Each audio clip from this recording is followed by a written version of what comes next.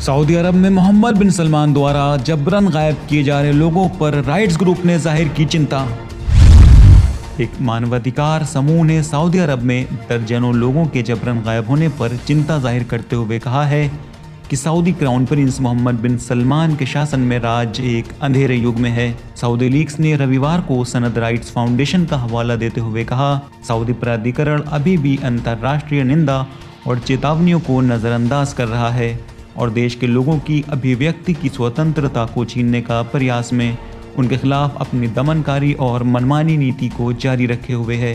सनद rights foundation ने कहा कि लोगों का गायब होना रियाद द्वारा कैदियों के खिलाफ अपनाई गई क्रूर दमनकारी तरीकों में से एक है। फाउंडेशन ने इसे मोहम्मद बिन सलमान के युग के काले तरीकों के रूप में बयान किया है। इस फाउंडेशन के अनुसार तुर्की अल जस्सर, सऊद बिन गौसन, अहमद अल मुजैनी, जाबिर अल अमरी और अब्दुल रहमान अल सादन सऊदी अधिकारियों द्वारा शुरू किए गए लोगों के जबरन गायब किए जाने के अभियान के प्रमुख पीड़ितों में से हैं। सनद फाउंडेशन ने कानूनी प्रावधानों के उल्लंघन में कैदियों को छिपाने के लिए रियाद की निंदा की है और सऊदी शासन से अपनी नीतियों की समीक्षा करने और निर्दोष पीड़ितों के भाग का खुलासा करने का आग्रह किया है। फाउंडेशन ने कहा है कि सऊदी अधिकारियों ने सितंबर 2017 में हुई गिरफ्तारी के पहले अभियान के बाद से सैकड़ों विद्वानों, प्रचारकों, विचारकों, शोधकर्ताओं, लेखकों, पत्रकारों और कार्यकर्ताओं को हिरासत में लिया है। देश की प्रगति में भूमिका निभाने वाले खास लोगों को निशाना बनाने के खतरे के लिए सनद ने सरकार की आंख मूंद लेने की निंदा की है।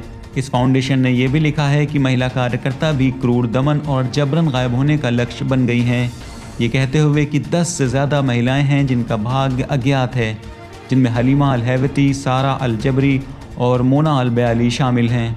सनद फाउंडेशन ने सितंबर में कहा था कि सऊदी अधिकारियों ने लोगों के खिलाफ किए जा रहे मनोवैज्ञानिक और शारीरिक यातना के अपराधों के सामने आने के डर से कैदियों की स्थिति का खुलासा करने से परहेज किया है।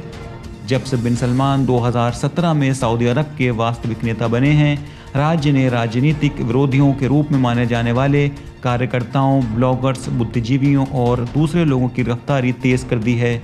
यहाँ तक कि अंतर्राष्ट्रीय निंदा के बावजूद भी मनमानी नीति को जारी रखे हुए हैं। मुस्लिम विद्वानों को मार डाला गया है और महिला अधिकार प्रचारकों को सलाखों के पीछे डाल दिया गया है और अभिव्यक्ति की स्वतंत्रता और वुमेन राइट्स एम्पावरमेंट के झूठे नारों से दुनिया को धोखे में डाला हुआ है।